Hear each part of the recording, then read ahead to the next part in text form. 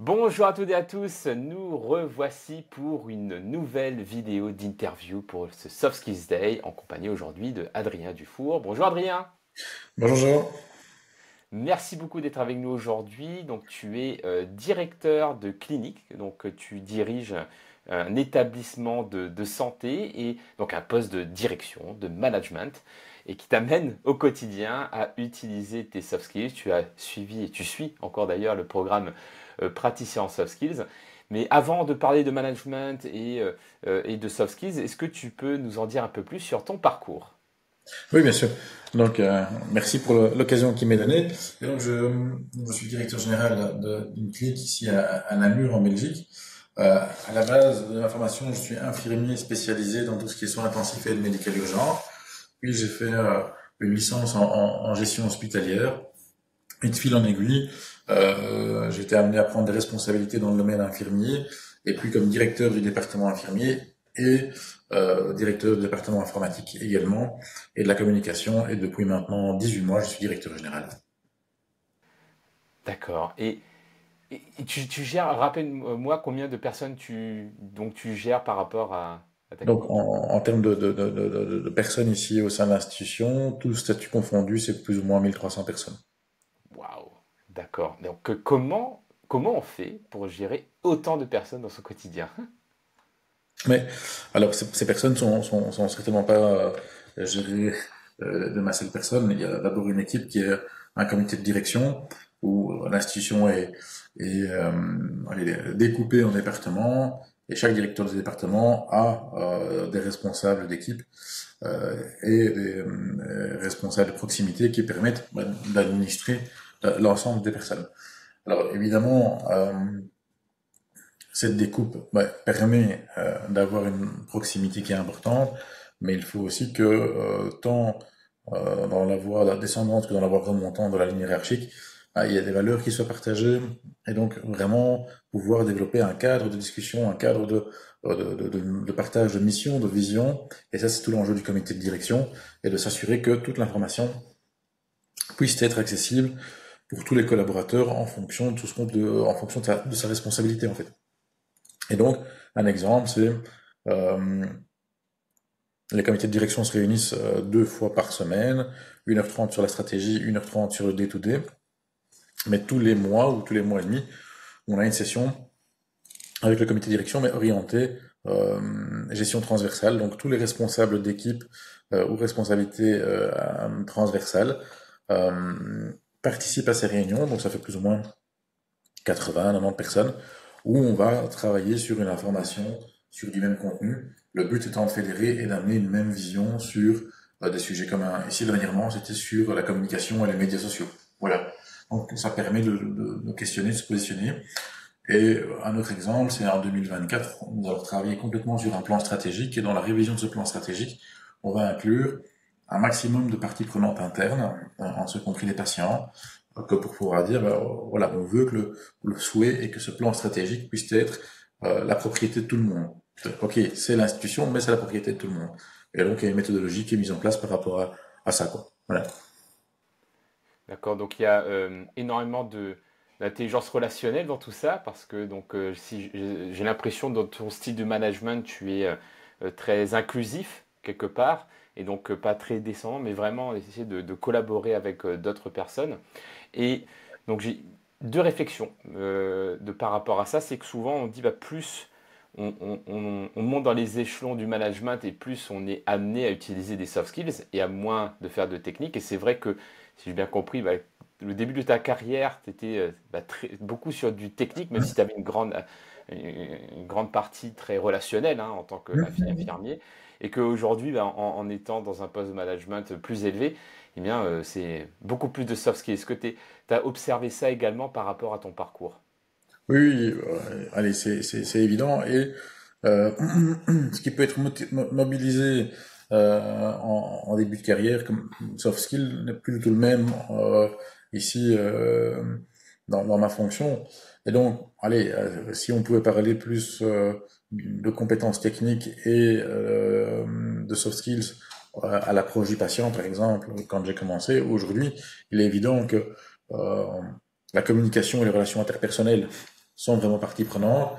Mais aujourd'hui, on va beaucoup plus parler, ce que je vais beaucoup plus travailler, ça va vraiment être le leadership avec la capacité de fédérer ou la capacité à inspirer ou la capacité à motiver, la gestion du stress, la résilience. Quand nous sommes face à une crise comme on a pu connaître en 2020 sur la crise de la Covid, ben, il faut pouvoir garder la tête froide et pouvoir toujours imprimer une forme de direction. Et il faut que cette direction puisse être comprise par tout le monde. Et donc, c'est tout l'important de pouvoir vraiment fédérer et de continuer. Alors après, évidemment, on va se retrouver sur ben, la résolution de problèmes aussi, hein, qui a plus la même nature, qui a plus la même vision, avec une logique qui est ben, l'analytique. Mais l'analytique, c'est bien, hein, mais une fois qu'on a toutes les données, et une fois qu'on a analysé les choses, comment on arrive à sortir de nouveaux éléments. Donc, oui, là, on peut déployer toute l'intelligence collective, bien sûr, mais donc on va aller chercher de la créativité, on va aller chercher de l'esprit critique. Ce qui est important, quand on discute au sein d'un comité de direction, par exemple, c'est de pouvoir travailler sur un esprit critique pour avoir de la collaboration, pour avoir de la communication, parce que c'est ce qui va vraiment porter la différence.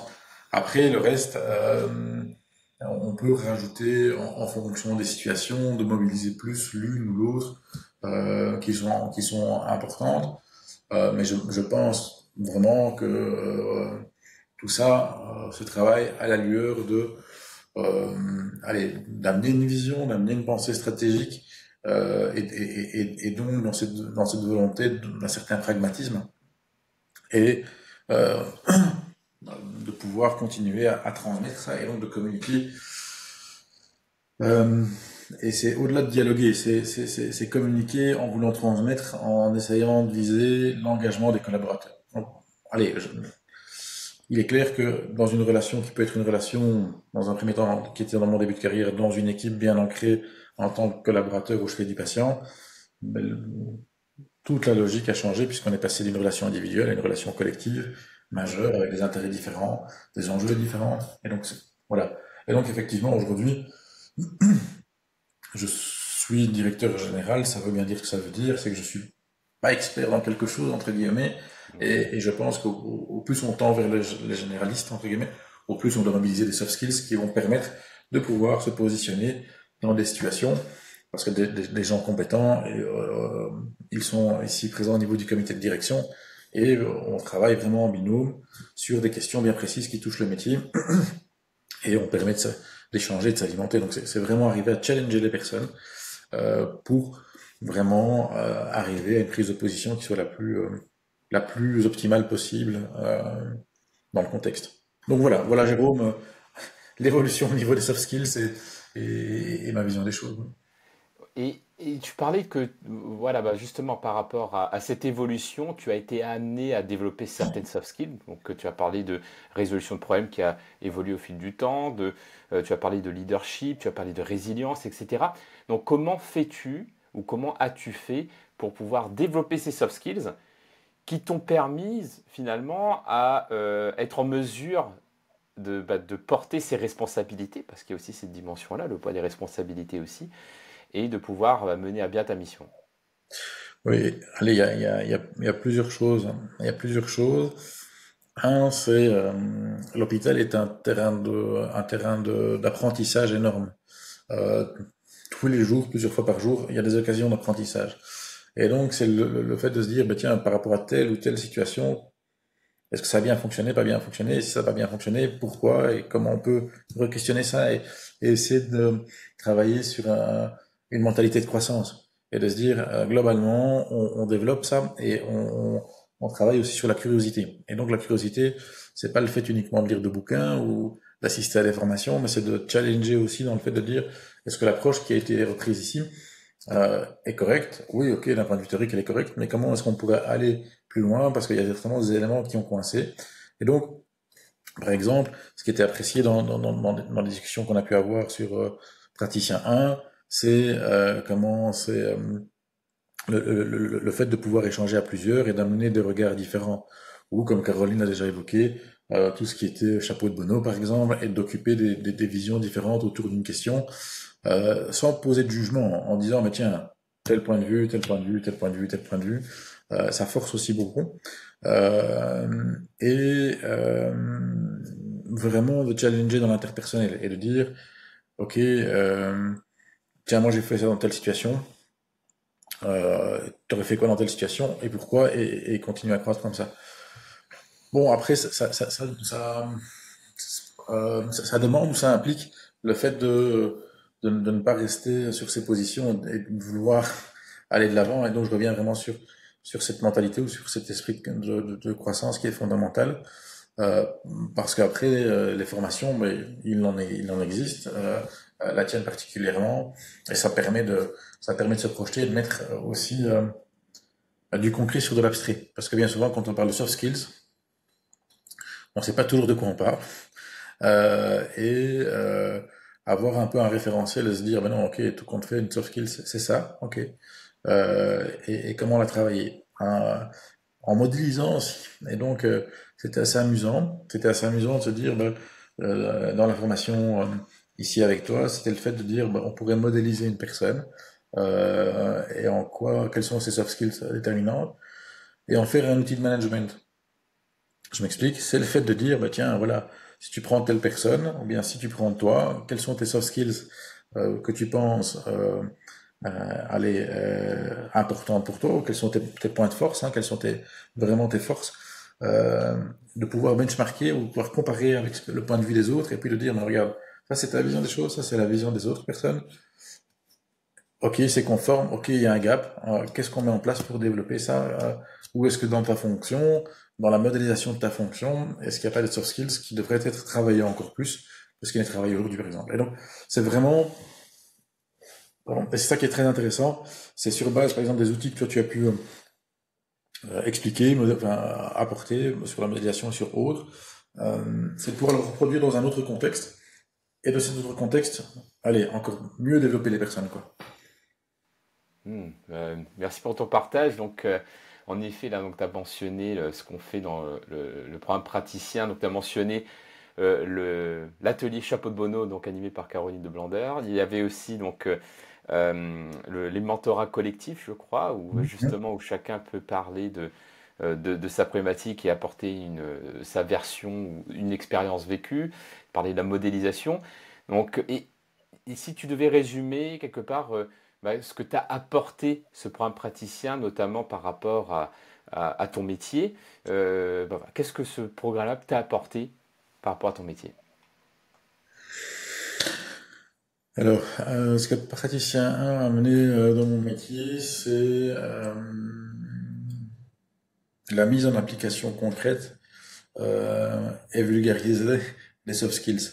Alors, ça n'a l'air de rien, mais c'est beaucoup parce que, par exemple, une modélisation, bah, si on rend ça un peu trop compliqué, les gens n'adhèrent pas. Par contre, si on arrive à faire comprendre, de dire, bah, tiens, voilà, prends un leader, ce leader, qu'est-ce que tu apprécies chez lui? Et qu'est-ce que tu souhaiterais qu'on apprécie chez toi? Comment on modélise, comment on définit, comment on fixe le cap à atteindre, entre guillemets, et de se dire, bah, tiens, voilà, par exemple, tu vas être dans telle situation aussi, c'est un exemple, tu vas être dans telle situation aussi. Si tu devais mettre des personnes autour de la table pour prendre une décision, tu mettrais qui? Voilà. Et pourquoi? Et donc, qu'est-ce que tu vas chercher? Et donc, c'est vraiment ce genre de débat et d'abstraction qu'il faut amener pour pouvoir se dire, bah, ok, on va chercher allez, on va chercher un prépositionnement qui va permettre de se préparer à ce que pourrait être une réunion, ce que pourrait être un schéma de développement. Voilà. Ouais, ouais, ouais. Excellent, merci. Ah, c'est super intéressant de voir sur toi, parce que c'est vrai que souvent on parle de voilà comment le praticien, ça m'a apporté à titre personnel, parce que oui, en effet, on parle de connaissance de soi, etc. Et là, je trouve ça intéressant de voir en quoi on peut appliquer ces outils aussi dans une dynamique de management, d'accompagnement. Et parce que, comme tu dis, hein, les soft skills, ce sont des compétences transversales, les outils sont transposables dans d'autres situations. Et l'objectif, c'est de voir comment on peut utiliser cette boîte à outils dans des circonstances différentes et, euh, et oui, et de mettre en pratique, comme tu dis. Et super. Et maintenant, là, j'aimerais bien creuser un peu plus, euh, toujours dans la partie management et par rapport à ton expérience et aux soft skills dans le cadre du management.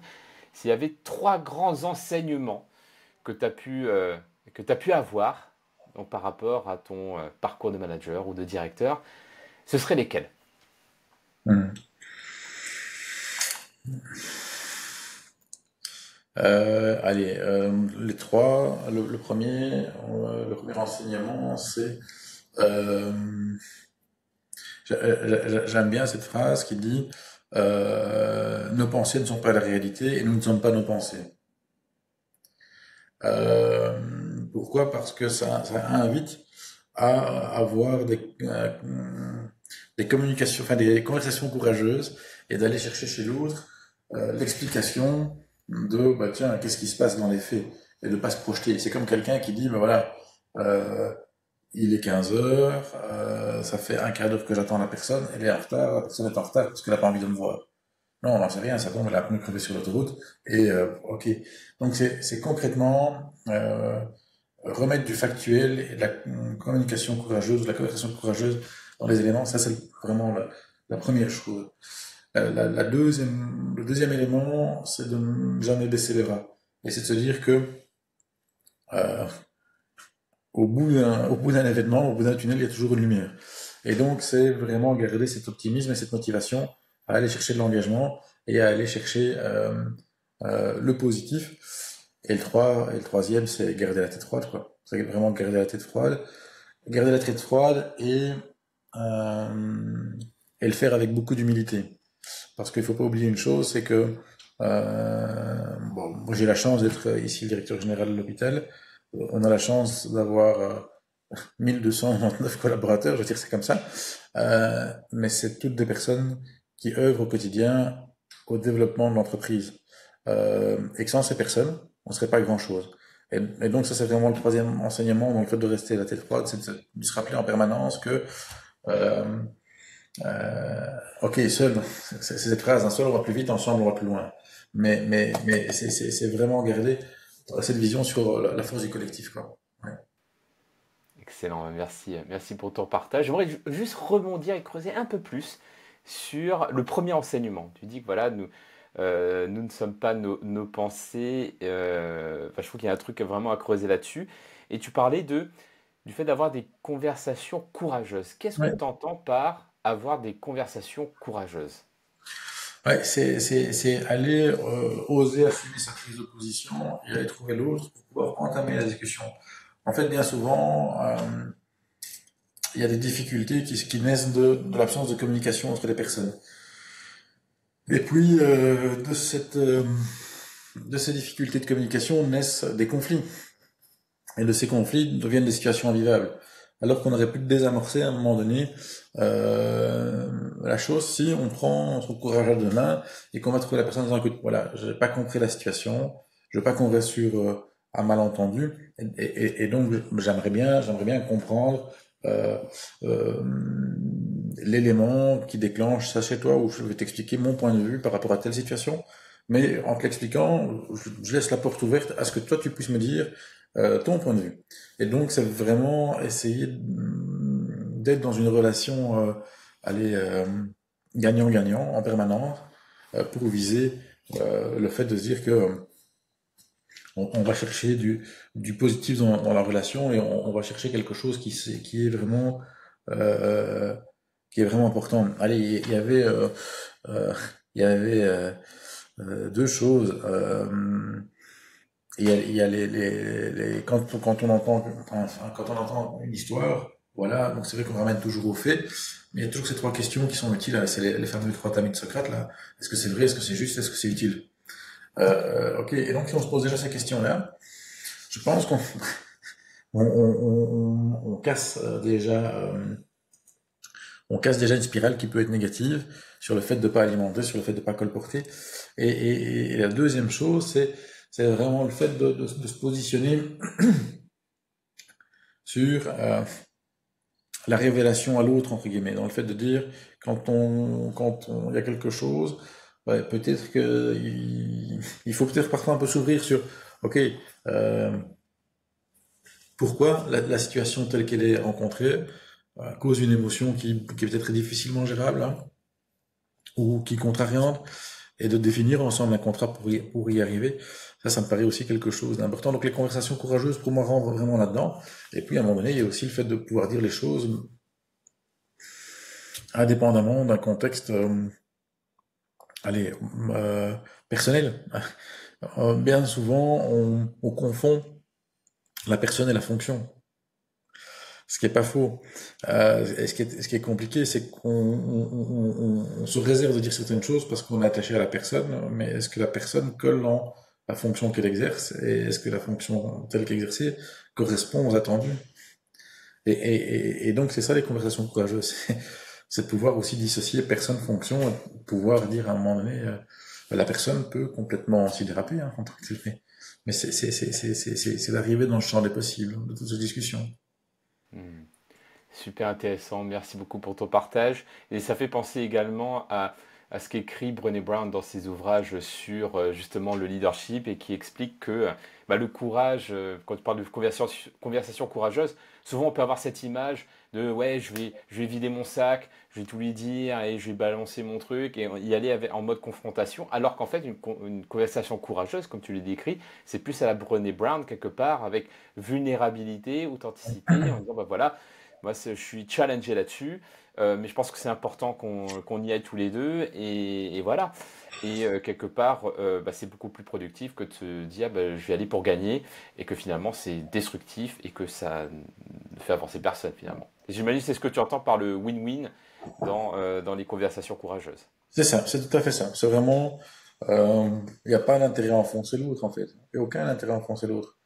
Par contre, il y a, en fait, c'est toute la difficulté aujourd'hui où on confond bienveillance et courage et conversation courageuse. C'est que derrière la bienveillance, on n'a jamais dit qu'on ne peut pas dire à quelqu'un qui ne Mhm. fonctionnait pas. Être bienveillant, c'est peut-être faire reconnaître aussi, permettre à l'autre de reconnaître qu'il a ses limites, comme accepter que l'autre nous renvoie, que on a nos propres limites.